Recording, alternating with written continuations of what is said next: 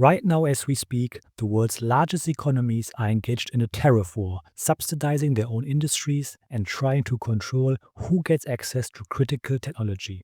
Sounds familiar? Well, it should, because this playbook is about 400 years old. Today, we're going back to the origins of mercantilism and asking why is an idea that was supposedly buried by Adam Smith's Wealth of Nations suddenly running the world again?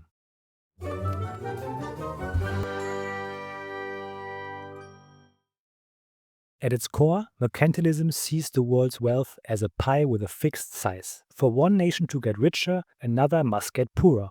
It's a so-called zero-sum game. From that starting point, the rest follows logically. You protect your industries with tariffs. You push exports and restrict imports. You keep wages low to stay competitive. You focus on finished, value-added goods rather than raw materials, because that is where the real money is. And above all, you aim for self-sufficiency in resources, technology, and hard money. Another way to understand mercantilism is to ask, who does the economic system mainly serve? Liberal economics puts the consumer first. The goal is cheap, abundant goods for households. Mercantilism flips that. It puts the producer first. Consumption is almost secondary. In the 16th and 17th century, this was just common sense.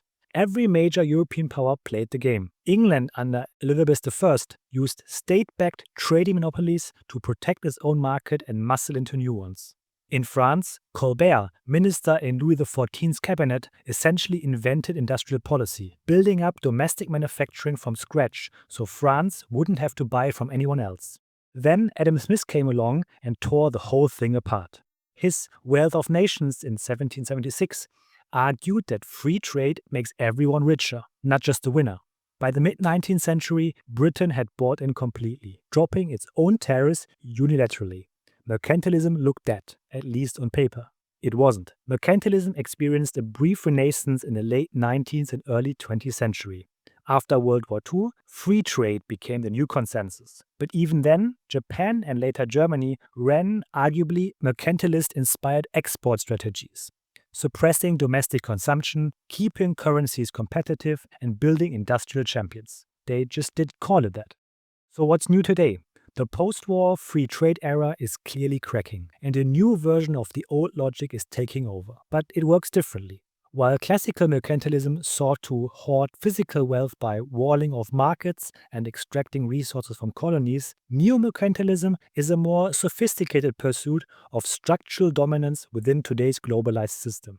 Instead of blocking foreign goods entirely, neo-mercantilist states plug into global supply chains and use tools like strategic subsidies, currency management, and state-led investment to capture the most high-value sectors. The goal has shifted from accumulating gold through isolation to ensuring national sovereignty by making the rest of the world dependent on your industry and technology.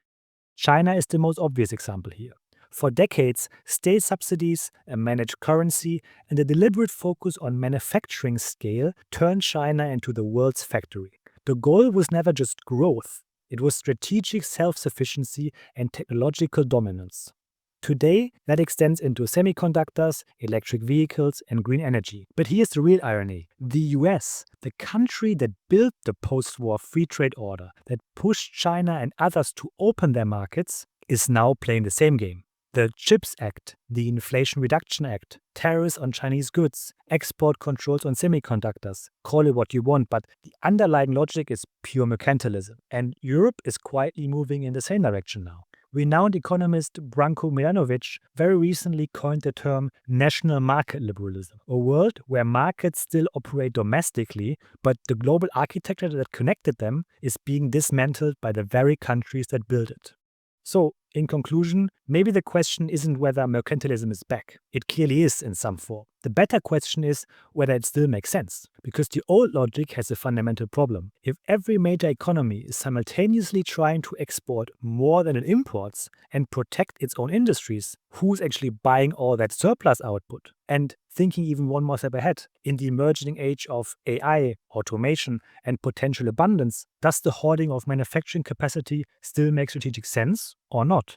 Those are open questions. But one thing seems clear. The rules of the global economy are being rewritten right now. And understanding where these ideas come from is the first step to making sense of where they lead.